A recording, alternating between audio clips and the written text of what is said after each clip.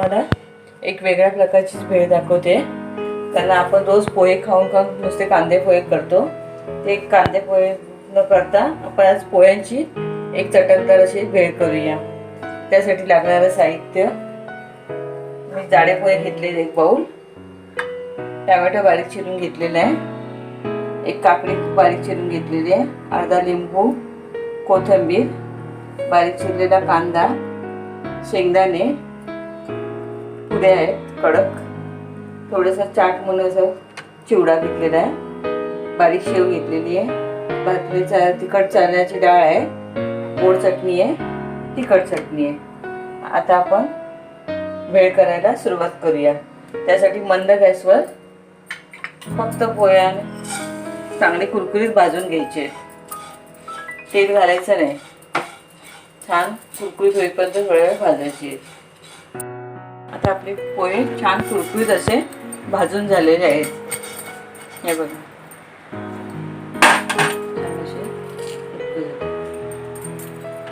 त्यात आपण एका बाउलमध्ये काढून घेऊया.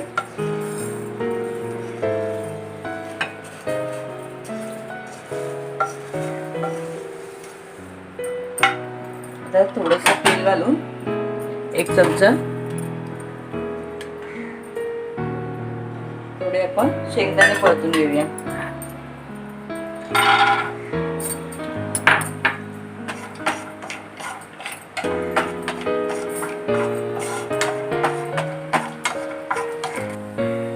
शेंगदाणे आपले भाजून झालेले आहेत, ते आपण या एका बाउलमध्ये काढून घेऊया.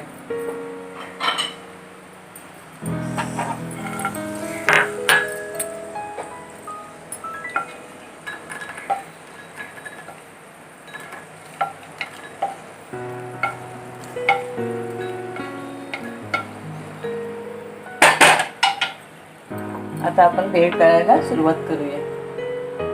भेळ करायला सुरुवात करत आहोत.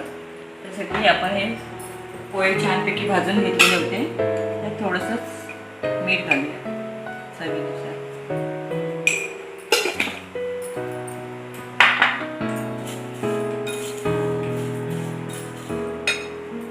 नंतर टोमॅटो चिरलाय टाकूया बारीक, काकडी बारीक करून घेतलेली होती ती टाकूया.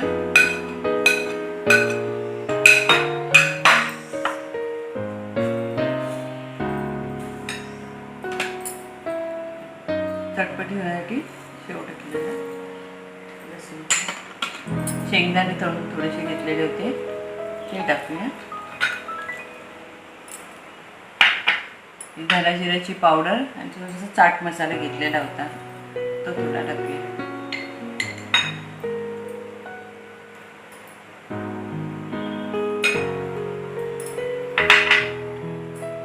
कांदा,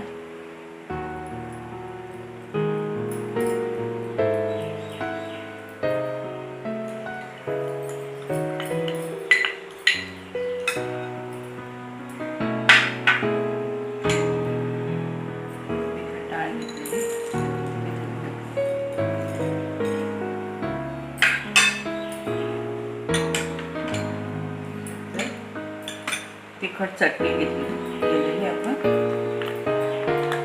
लसूण, मिरची आणि कोथिंबीर.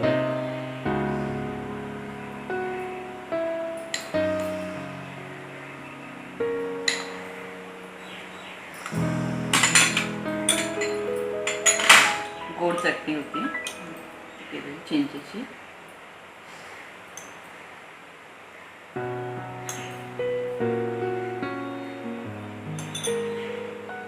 लिंबू पिळूया चटपटीत.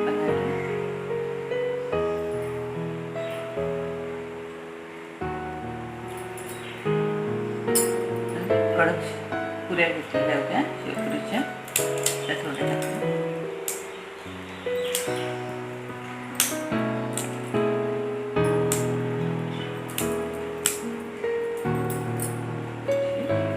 कोथिंबीर टाकून सगळं मिक्स करून घेऊ.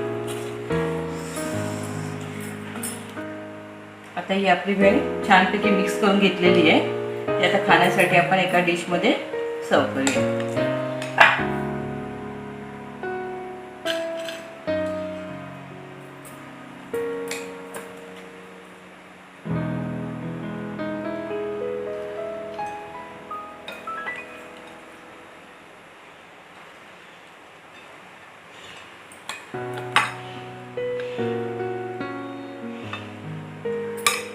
आपण थोडीशी वर त्यावर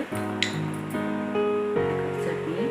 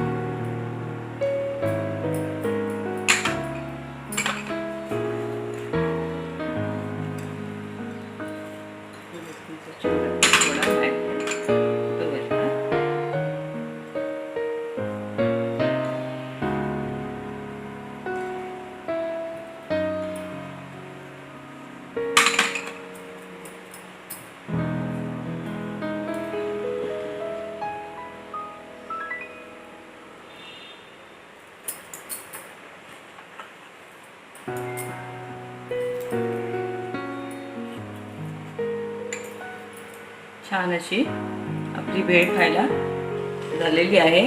तुम्ही करून पहा आणि मला कळवा कशी झाली आहे ती. लहान मुलांना पण नक्की आवडेल.